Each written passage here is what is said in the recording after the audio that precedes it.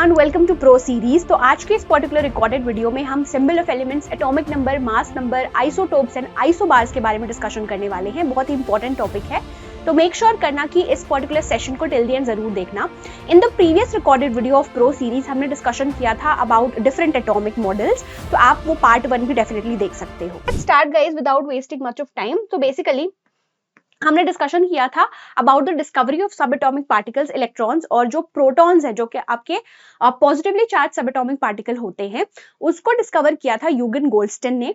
Now when I talk about the third सब atomic particle, तो ये बेसिकली आपका है न्यूट्रॉन, है ना। 1932 में ये प्रॉब्लम जो है वो सॉल्व किया गया था बाय जेम्स चैडविक। तो जेम्स चैडविक ने बेसिकली जो न्यूट्रॉन है, एक न्यूट्रल सब एटॉमिक पार्टिकल होता है, उसको डिस्कवर किया था। He was actually a student of Ernst Rutherford. उन्होंने डिस्कवर किया एक न्यू सब एटॉमिक पार्टिकल जिसका मास नियरली इक्वल था टू प्रोटॉन, पर उसका कोई इलेक्ट्रिकल चार्ज नहीं था, मतलब कि वो न्यूट्रल था। ठीक है, ये न्यूट्रल पार्टिकल को नेम दिया गया, इसका नाम दिया गया न्यूट्रॉन, और उसको हम रिप्रेजेंट करते हैं बाय द सिंबल N। ठीक है, ये इसका सिंबल होता है। ठीक है, तो ये आपका तीसरा सब एटॉमिक पार्टिकल है विच इज योर न्यूट्रॉन, जिसका कोई भी चार्ज नहीं होता। ठीक है, now let's talk about the other thing related to neutron. Now neutrons जो हैं वो न्यूक्लियस में पाए जाते हैं of all atoms except hydrogen. Thus, mass of an atom comes mainly from its protons and neutrons packed tightly in the nucleus. So basically इस particular statement से हमें क्या समझ में आ रहा है कि जो न्यूक्लियस है ना, न्यूक्लियस जो आपका पॉजिटिवली चार्ज सेंटर होता है, उसमें न्यूट्रॉन्स और प्रोटॉन्स दोनों ही पाए जाते हैं। न्यूट्रॉन्स और प्रोटॉन्स को हम कलेक्टिवली न्यूक्लियॉन्स कहते हैं। और ये जो आपका न्यूक्लियस में न्यूट्रॉन्स और प्रोटॉन्स होता है, ये बेसिकली कंट्रीब्यूट करता है टू द मास, है ना। सो बेसिकली जब मैं आपको पढ़ाऊंगी कि मास नंबर क्या होता है, उसमें मैं आपको बताऊंगी ऑलरेडी कि प्रोटॉन्स प्लस न्यूट्रॉन्स का नंबर जो है उसे हम मास नंबर के टर्म्स में डिफाइन करते हैं। नाउ दिस ऑल्सो एक्सप्लेन ये भी करता है कि जो एटम्स हैं they are heavier than the mass of their total number of protons, right. क्योंकि बेसिकली जो मास है पूरा वो आपका किसमें कॉन्सेंट्रेटेड है, in the small centre which is your nucleus. Now guys, सबसे पहली चीज जो आज के इस पर्टिकुलर सेशन में बहुत ज्यादा इंपॉर्टेंट है, जो कि आपका लैंग्वेज ऑफ केमिस्ट्री में आता है, that is your symbol of elements. ठीक है, पीरियोडिक टेबल अगर आपने देखा होगा, उसमें टोटल 118 एलिमेंट्स हैं। हर एक एलिमेंट का एक स्पेसिफिक सिंबल है।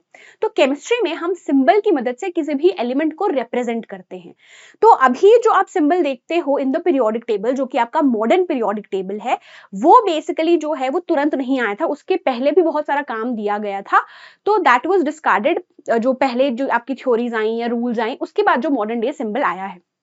नाउ जॉन डेल्टन ने रियलाइज किया कि हमें एक स्टैंडर्ड वे चाहिए किसी भी पर्टिकुलर एलिमेंट को रिप्रेजेंट करने के लिए, और हमारा ये स्टडी ऑफ केमिस्ट्री इजी हो।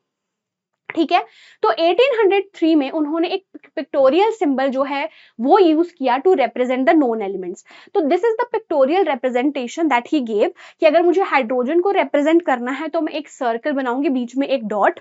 ठीक है, this is for sulphur, this is for silver, carbon, iron, gold, oxygen, copper, platina, phosphorus, lead, mercury.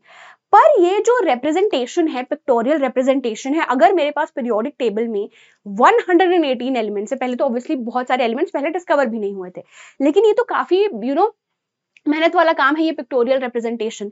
ठीक है, तो इससे और जो इजी तरीका आया, that is the Berzelius system of symbols. तो उन्होंने कुछ सेट ऑफ, आपको बोल दो कि रूल्स दिए कि अगर मुझे एलिमेंट को रिप्रेजेंटेशन करना है तो मैं पिक्टोरियल रिप्रेजेंटेशन की जगह सिंबल से रिप्रेजेंट कर दूं, लेटर्स को यूज करके। ठीक है, तो 1813 में बर्जीलियस ने सजेस्ट किया कि सिंबल ऑफ एलिमेंट्स को हम should be derived from their Latin names. तो सिंबल ऑफ एलिमेंट्स को हम डिराइव कर सकते हैं from Latin names. Many symbols are the first letter of the first two letters of the name of the element. So basically कुछ set of rules उन्होंने बताए, कुछ set of pointers आप कह लो उन्होंने दिए कि अगर मुझे किस particular element को represent करना है, कुछ set of elements के लिए तो हम उसका representation या symbol ले सकते हैं from the Latin name, है ना। अगर मेरे पास सिर्फ एक letter है, जैसे कि हाइड्रोजन के केस में है ना, इसको हम H से रिप्रेजेंट करते हैं। तो अगर सिर्फ सिंगल लेटर है तो वो कैपिटल लेटर में होगा आपका, ठीक है। फर्स्ट लेटर जो है वो हमेशा कैपिटल लेटर होगा, जैसे कि जिसे हम बोलते हैं अपर केस, और जो सेकंड लेटर है अगर किसी पर्टिकुलर एलिमेंट के रिप्रेजेंटेशन में है तो वो स्मॉल लेटर से रिप्रेजेंट किया जाएगा। It is written with the small letter. For example hydrogen को हम कैपिटल H लिखते हैं, एल्यूमिनियम में A कैपिटल होता है, L स्मॉल होता है, ऐसे नहीं लिखना है। कोबाल्ट में C कैपिटल होता है, O स्मॉल होता है, और दोनों C और O जब दोनों ही कैपिटल होता है इसे हम कार्बन मोनोऑक्साइड बोलते हैं। कुछ एलिमेंट्स जो है, symbols of some elements are formed from the first letter of the name and a letter other than the second letter in the name. For example chlorine, कुछ ऐसे सेट ऑफ एलिमेंट्स हैं जिसमें first और third letter use किया गया है, लेकिन उसमें भी अगर दो लेटर्स हैं, है ना, तो जो आपका फर्स्ट, जैसे कि क्लोरीन, इसको मैं लिख के आपको बताती हूँ, जैसे कि क्लोरीन है, राइट, तो इसका फर्स्ट लेटर है C, है ना, अब थर्ड लेटर यूज किया गया है तो ये स्मॉल में ही होगा, राइट, ऐसे नहीं लिखना है, this is not the correct representation. तो ये जो है हमें रूल्स फॉलो करने हैं। अब कुछ ऐसे सेट ऑफ एलिमेंट्स हैं जिनका सिंबल जो है लैटिन नेम से डिराइव किया गया है। Symbol of some elements come from their Latin, Greek या फिर German names rather than English. For example iron, Fe, क्योंकि this is derive from ferrum, ठीक है। Then you have mercury which is derived from hydrogyrum, ठीक है। Then आपका sodium Na होता है, कुछ स्टूडेंट्स का दिमाग में आएगा मैम SO, बिल्कुल नहीं, sodium is actually derive from natrium, ठीक है। तो कुछ ऐसे सेट ऑफ एलिमेंट्स हैं जिनका सिंबॉलिक रिप्रेजेंटेशन जो है वो लैटिन नेम से डिराइव किया गया है, ठीक है। तो यहाँ पे बेसिकली आपको पूरा टेबल दिया हुआ है जो कि स्निप मैंने NCERT से ही लिया हुआ है। तो ये सिंबल ऑफ एलिमेंट्स जो है वो काफी ज्यादा इंपॉर्टेंट है, right. Aluminium Al, argon Ar, barium, boron, bromine, calcium, carbon, chlorine, cobalt, copper, fluorine, gold, hydrogen, iodine, iron, lead, magnesium, neon, nitrogen, oxygen, potassium, silicon, silver, sodium, sulphur, uranium, zinc. तो ये basically आपको आना चाहिए, ठीक है ना। Next जो हमें चीज डिस्कशन करनी है that is the distribution of electrons in different shells. तो हमने बोर एटॉमिक मॉडल में ऑलरेडी पढ़ा हुआ है कि जो न्यूक्लियस है वो सेंटर ऑफ एटम में प्रेजेंट होता है, और न्यूक्लियस में आपके प्रोटॉन्स और न्यूट्रॉन्स दोनों होते हैं। इलेक्ट्रॉन्स जो हैं वो डिफरेंट शेल्स में रिवॉल्व करते हैं, ठीक है, और हर एक शेल की एक फिक्स्ड एनर्जी होती है, और जब इलेक्ट्रॉन्स ऐसे गोल घूम रहे हैं जो शेल्स में, तो वो एनर्जी रेडिएट, यानी कि एनर्जी रेडिएट या फिर एनर्जी लूज नहीं करते, ठीक है। Now, maximum number of electrons present in a shell is given by formula 2n²। ये मैंने पिछले क्लास में भी डिस्कशन किया था, जहां पे n आपका नंबर ऑफ शेल होता है। सो कौन कौन से शेल हैं? K, L, M, N and so on, right. तो यहाँ पे बेसिकली हम कैसे डिफाइन करेंगे कि किसी पर्टिकुलर शेल में कितने नंबर ऑफ इलेक्ट्रॉन्स हैं? उसके लिए बोर ने जो है रूल दिया हुआ है, that is the 2n² rule, जहां पे n आपका नंबर ऑफ शेल है या फिर आप कह लो सीक्वेंस ऑफ शेल, ठीक है। मैक्सिमम नंबर ऑफ इलेक्ट्रॉन्स जो कि हम एकोमोडेट कर सकते हैं आउटर मोस्ट शेल में, वो 8 है for first shell, right. It can sorry not first shell, so basically maximum number of electron जो आउटर मोस्ट शेल में आप एकोमोडेट कर सकते हो वो 8 होता है। फर्स्ट का मैक्सिमम कैपेसिटी जो है वो 2 इलेक्ट्रॉन का होता है, दैट इज 2n² रूल जो हम फॉलो करते हैं। 2 इंटू n जो है वो नंबर ऑफ शेल है, तो k शेल फर्स्ट शेल है, तो मैं यहाँ पे 1 का स्क्वायर पुट करूंगी which is 2 electron. Electrons are filled always in the stepwise manner, starting from one closest to the nucleus and moving outward. That is in the order K, L, M, N. L shell will be filled only after the K shell is complete and so on. Now यहाँ पे ये particular चीज का क्या मतलब है कि जब भी हम इलेक्ट्रॉन्स फिल करते हैं डिफरेंट शेल में, तो हमेशा स्टेप वाइज मैनर में फिल करना। सबसे पहले हमें K शेल को फिल करना है। जब तक K शेल की मैक्सिमम कैपेसिटी फुल नहीं हो जाएगी तब तक आप सेकेंड शेल में मूव नहीं कर सकते। पहले K शेल, फिर L शेल, फिर M and so on, right. ऐसे हमें इलेक्ट्रॉन्स फिल करने हैं, राइट। अब ये जो हम इलेक्ट्रॉन्स जो है फिल कर रहे हैं इन डिफरेंट शेल, इसे ही हम इलेक्ट्रॉनिक कॉन्फ़िगरेशन के नाम से जानते हैं। Distribution of electrons among various shells is known as electronic configuration, ठीक है। तो बेसिकली जो हम इलेक्ट्रॉन्स अलग अलग शेल्स में फिल कर रहे हैं उसी को ही हम इलेक्ट्रॉनिक कॉन्फ़िगरेशन कहते हैं, ठीक है ना। इसको एक और चीज से मैं आपको एक्सप्लेन करती हूँ, लिथियम से, ठीक है। सो फॉर एग्जाम्पल सबसे पहली चीज एटॉमिक नंबर मास नंबर में ये चीज आपको और क्लियर होगी। सो हर एक पर्टिकुलर एलिमेंट का एक फिक्स्ड नंबर है एटॉमिक नंबर। तो एटॉमिक नंबर क्या होता है न्यूट्रल एटम के केस में, कितने नंबर ऑफ प्रोटॉन्स या इलेक्ट्रॉन्स जो है वो प्रेजेंट है। ठीक है, तो अगर मैं लिथियम की बात करूं उसके पास टोटल 3 उसका एटॉमिक नंबर है। अब ये एटॉमिक नंबर है, मैं आपको और डेफिनेशन में क्लियर करूंगी।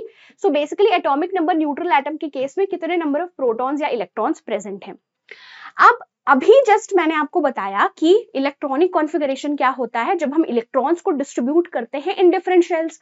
अब मुझे कैसे पता होगा कि भाई किस शेल में कितने इलेक्ट्रॉन्स होंगे, अभी जिस डिस्कशन किया है मैंने 2n² रूल हमें फॉलो करना है। ठीक है, तो अगर मेरे पास एटॉमिक नंबर 3 है, मतलब कि इसके पास न्यूट्रल स्टेट में इलेक्ट्रॉन्स भी 3 है, प्रोटॉन्स भी 3 है, तो मुझे अगर 3 इलेक्ट्रॉन्स को डिस्ट्रीब्यूट करना है तो फर्स्ट शेल में 2 × 1², राइट, तो 2 × 1, तो मतलब कि फर्स्ट शेल में 2 इलेक्ट्रॉन होगा, तो इसके के शेल में 2 इलेक्ट्रॉन आ गया। अब मेरे पास टोटल 3 इलेक्ट्रॉन्स है, के शेल में मैंने 2 इलेक्ट्रॉन्स ऑलरेडी फिल कर दिए, तो एल शेल में कितना इलेक्ट्रॉन आया 1, तो इसका इलेक्ट्रॉनिक कॉन्फ़िगरेशन क्या हो गया 2, 1। तो इसके के शेल में 2 इलेक्ट्रॉन, एल शेल में 1 इलेक्ट्रॉन। तो वही चीज आपको बोली गई है कि ये आपका पीस ऑफ लिथियम मेटल है जिसमें लिथियम एटम्स होते हैं। ये उसका बेसिकली क्या है, आपका स्ट्रक्चर है, एटॉमिक स्ट्रक्चर, जहां पे आपका न्यूक्लियस है, then you have your electrons and protons and neutrons. Nucleus में प्रोटॉन्स न्यूट्रॉन्स है, इलेक्ट्रॉन्स जो है वो फिक्स सर्कुलर पाथ में रिवॉल्व कर रहे हैं। ठीक है, नाउ ये बेसिकली आपको अगेन एक टेबल दिया गया है ना। This is the name of element, यहाँ सिंबल दिया है, atomic number, number of protons, neutrons, electrons और distribution of electrons in different shells. ये पूरा आपको ये तो बेसिकली रटना नहीं है, एटॉमिक नंबर जो है 1 to 20 तक डेफिनेटली आपको याद होना चाहिए। जैसे कि अगर हाइड्रोजन है H, एटॉमिक नंबर 1 है, प्रोटॉन्स 1 है, न्यूट्रॉन्स है नहीं, नंबर ऑफ इलेक्ट्रॉन्स 1 है, तो एक ही इलेक्ट्रॉन है, मतलब कि के शेल में एक इलेक्ट्रॉन आएगा। तो ये पूरा टेबल दिया हुआ है। लाइक फॉर एग्जाम्पल लिथियम का अभी जस्ट हमने डिस्कशन किया 2, 1 आएगा, इसके पास टोटल एटॉमिक नंबर 3 है, नंबर ऑफ प्रोटॉन्स 3 है, न्यूट्रॉन्स आपके 4 हैं, इलेक्ट्रॉन्स 3 है, इलेक्ट्रॉनिक कॉन्फ़िगरेशन 2, 1। तो ये डिस्ट्रीब्यूशन ही जो हम लिख रहे हैं 2, 1 या फिर 2, 8, 1, इसे ही हम इलेक्ट्रॉनिक कॉन्फ़िगरेशन कहते हैं। ठीक है, नाउ नेक्स्ट ये अगेन आपका जो टेबल है that is extremely important. Next जो हमें चीज देखनी है दैट इज योर वैलेंसी। ठीक है, अब वैलेंसी का मतलब क्या होता है, combining capacity of an element. ठीक है, मतलब कि एक एलिमेंट दूसरे एलिमेंट के साथ किस तरीके से कंबाइन कर रहा है, राइट। तो number of atoms of hydrogen और chlorine with which one atom of an element can combine to form a compound is called its combining capacity. Outermost shell containing electrons of an atom is known as its valence shell. Electrons present in it are known as valence electrons. If outermost shell has 8 electrons, it's called as octet. दो है तो duplet. It has been observed that elements with complete octet or 2 electrons in the case of helium in their valence shell are largely unreactive and more stable. अब इसका मतलब क्या होता है, बहुत सारा स्टेटमेंट तो मैंने रीड कर दिया। सबसे पहले वो ये चीज बोल रहा है कि वैलेंसी क्या होता है। सो वैलेंसी के बारे में मैंने अभी जिस डेफिनेशन में बताया कि एक एलिमेंट दूसरे एलिमेंट के साथ किस तरीके से कंबाइन कर सकता है, जैसे कि हाइड्रोजन और क्लोरीन कैसे कंबाइन कर रहा है ताकि वो एक स्टेबल बॉन्ड बना दे। या फिर आप कह सकते हो कि वैलेंसी का मतलब होता है कितने नंबर ऑफ इलेक्ट्रॉन्स एक पर्टिकुलर एलिमेंट जो है लूज या गेन कर सकता है ताकि वो स्टेबल हो जाए, स्टेबिलिटी अटेन कर दे। नाउ अब हमें स्टेबिलिटी कैसे पता चलेगी कि भाई मैं बोल तो रही हूं कि स्टेबिलिटी अटेन कर ले। स्टेबिलिटी जो है अभी 9th में आप ऑक्टेट और ड्यूप्लेट रूल के केस में डिफाइन करोगे। अगर स्टेटमेंट में लिखा था किसी भी पर्टिकुलर एलिमेंट के लास्ट शेल में 8 इलेक्ट्रॉन है तो वो स्टेबल हो जाता है। अगर लास्ट शेल में 2 इलेक्ट्रॉन है फॉर हाइड्रोजन एंड हीलियम तो वो स्टेबल हो जाता है। ठीक है, तो इससे हम जो है स्टेबिलिटी डिफाइन करते हैं। लाइक फॉर एग्जाम्पल सोडियम, जैसा कि मैंने बोला कि हर एक एलिमेंट का एक फिक्स्ड एटॉमिक नंबर है, तो इसका एटॉमिक नंबर है 11। हमेशा सबस्क्रिप्ट में हम एटॉमिक नंबर लिखते हैं, ऊपर सुपरस्क्रिप्ट में मास नंबर आता है, राइट। तो इसका अगर मैं इलेक्ट्रॉनिक कॉन्फ़िगरेशन लिखूं, टोटल मेरे पास मतलब कि 11 इलेक्ट्रॉन्स है। फर्स्ट शेल की मैक्सिमम कैपेसिटी है 2, तो मैंने फर्स्ट शेल में 2 इलेक्ट्रॉन्स डाल दिए। अब मेरे पास टोटल 9 इलेक्ट्रॉन्स बचे, 11 हैं, 2 मैंने फिल कर दिए, 9 बचे। सेकेंड शेल की मैक्सिमम कैपेसिटी 8 है ना, कैसे आई, एल शेल है ना, 2n² रूल मैं फॉलो करूं। n मतलब कि नंबर ऑफ शेल मतलब कि सीक्वेंस ऑफ शेल, ये आपका सेकंड शेल है, तो 2 into 2 का square, that will give me 8 electron, right. अब 11 थे टोटल, मैंने 10 फिल कर दिए, कितने बचे? 1 बच गए, राइट। तो यहाँ पे ये जो आउटर मोस्ट शेल है जो आपका स्टेटमेंट में लिखा था, इसे ही हम वैलेंस शेल कहते हैं। This is called as the valence shell. अब इसमें जो भी इलेक्ट्रॉन्स प्रेजेंट होते हैं इसे हम वैलेंस इलेक्ट्रॉन्स कहते हैं, और जो वैलेंस शेल के इलेक्ट्रॉन्स हैं, जो कि आपके वैलेंस इलेक्ट्रॉन्स हैं, वो पार्टिसिपेट करते हैं इन बॉन्डिंग। तो यहाँ पे मैंने जो 281 लिखा है, ये क्या है? ये इलेक्ट्रॉनिक कॉन्फ़िगरेशन है, राइट। अभी जस्ट वैलेंसी की मैंने आपको डेफिनेशन बताई है कि कितने नंबर ऑफ इलेक्ट्रॉन्स एक पर्टिकुलर एटम जो है वो लूज कर सकता है, ताकि लूज या गेन कर सकता है ताकि वो स्टेबल हो जाए।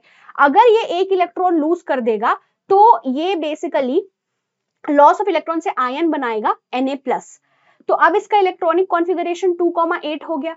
अब इसके लास्ट शेल में 8 इलेक्ट्रॉन है, ऑक्टेट कंप्लीट है, मतलब कि ये क्या हो गया? स्टेबल हो गया, राइट, आयन जब बनाया, राइट। तो अगर मैं आपसे पूछूं कि इसकी वैलेंसी कितनी है, तो आप बोलोगे 1, क्योंकि इसने 1 इलेक्ट्रॉन ही तो लूज किया है स्टेबिलिटी अटेन करने के लिए, वैलेंसी हो गई 1। आई होप यहां तक एब्सोल्युटली क्लियर है, ठीक है। सिमिलरली ऑक्सीजन, ऑक्सीजन का एटॉमिक नंबर होता है 8, इलेक्ट्रॉनिक कॉन्फ़िगरेशन 2,6, ये इसका वैलेंस शेल है। ये 2,6 जो मैंने लिखा, that is your electronic configuration, ठीक है, समझ में आ गया यहां तक, राइट। नाउ नेक्स्ट आपका है आइसोटोप्स, ठीक है। उसके पहले एक और चीज मैं यहाँ पे मेंशन कर दूं, तो जैसे कि मैंने सोडियम यहाँ 11, यहाँ 23, तो ये जो आपका है जिसे हम Z से रिप्रेजेंट करते हैं, that is your atomic number. Neutral atom के केस में कितने नंबर ऑफ प्रोटॉन्स या इलेक्ट्रॉन्स जो है वो प्रेजेंट है। ये 23 जो ऊपर लिखा रहता है, जिसको हम A से रिप्रेजेंट करते हैं, जो कि प्रोटॉन्स प्लस न्यूट्रॉन्स का नंबर होता है, इसे हम मास नंबर कहते हैं, ठीक है। तो मास नंबर जो है वो total number of protons plus neutron से आता है। नाउ नेक्स्ट आपका है आइसोटोप्स। सो बेसिकली आइसोटोप्स क्या होते हैं? ये एटम्स ऑफ सेम एलिमेंट होते हैं जिसका सेम एटॉमिक नंबर होता है लेकिन डिफरेंट मास नंबर होता है। लाइक फॉर एग्जांपल कार्बन 12, 13, 14, तो ये तीनों जो है कार्बन एलिमेंट ही है, सेम एटॉमिक नंबर है, अभी जस्ट मैंने बताया सबस्क्रिप्ट में लिखा होता है, मास नंबर जो है वो डिफरेंट है, तो ये बेसिकली क्या कहलाएंगे? आइसोटोप्स, ठीक है। नाउ यहाँ पे आपको वही एग्जाम्पल दिया गया है, 3 आइसोटोप्स है कार्बन के, C12, C13, C14, atomic number तीनों के केस में सेम है, मास नंबर जो है वो तीनों के केस में डिफरेंट है, ठीक है। सो ये एटम्स ऑफ सेम एलिमेंट होते हैं। नेक्स्ट आपका है आइसोबार्स, है ना। अब आइसोबार्स बेसिकली क्या होते हैं? ये एटम्स ऑफ एलिमेंट होते हैं, डिफरेंट एलिमेंट्स होते हैं जिसका सेम मास नंबर होता है, डिफरेंट एटॉमिक नंबर होता है। 3 एलिमेंट्स बोल रहा है, जैसे कि मैंने कैल्शियम ले लिया, एटॉमिक नंबर 20 है, पोटेशियम जो है 19 है, आर्गन का एटॉमिक नंबर 18 है। ये एलिमेंट्स जो है इनका डिफरेंट नंबर ऑफ प्रोटॉन्स है, डिफरेंट प्रोटॉन्स का नंबर मतलब कि डिफरेंट एटॉमिक नंबर है, लेकिन सेम मास नंबर है तीनों का, विच इज 40। तो atoms of different elements that have the same mass number but different atomic number, इसे हम आइसोबार्स कहते हैं। लेटर साइंटिस्ट ने डिस्कवर किया कि इवन बोर मॉडल जो है वो एंटायरली करेक्ट नहीं है, इलेक्ट्रॉन्स जो है वो वेल डिफाइंड पाथ्स नहीं फॉलो करते। Today we understand this that they exist as electron clouds. तो बेसिकली सबसे पहले तो आपका जो हमने डिस्कशन किया था रदरफोर्ड मॉडल, वो भी सही नहीं था, फिर बोर मॉडल आया, बोर मॉडल भी पूरा सही नहीं है। तो अभी जो हम पढ़ते हैं कि भाई जो टुडे वी अंडरस्टैंड दैट कि ये बेसिकली जो आपके ऑर्बिट्स हैं जो हम पढ़ते हैं कि जिसमें इलेक्ट्रॉन्स रिवॉल्व कर रहे हैं, they exist as electron clouds around the nucleus, ठीक है। तो ये आपका पूरा था isotopes, isobar, atomic number and mass number. So I hope guys आज का सेशन प्रो सीरीज का आपको अच्छा लगा। Thank you so much, make sure that you comments, I will see you with another pro series. Till then happy learning, bye bye, take care.